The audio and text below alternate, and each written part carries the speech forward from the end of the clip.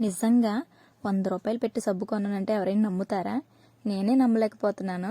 అసలు మ్యాటర్ ఏంటంటే, నేను ఇన్స్టాగ్రామ్ ఆన్ చేస్తే చాలు ఒక సోప్ యాడ్ నన్ను చూడు చూడు అంటూనే వస్తుంది మాటి మాటికి. సర్లే చూడడం ఎందుకు, తీసుకుందాం అని చెప్పి మీషోలో అయితే సెర్చ్ చేసి ఆర్డర్ పెట్టుకున్నాను అనమాట. ఇంతకీ ఆ సోప్ ఏంటి అనుకుంటున్నారా? అదేనండి, ఇన్స్టాలో వైరల్గా ఉంది కదా, గర్ మ్యాజిక్ సోప్ అనమాట.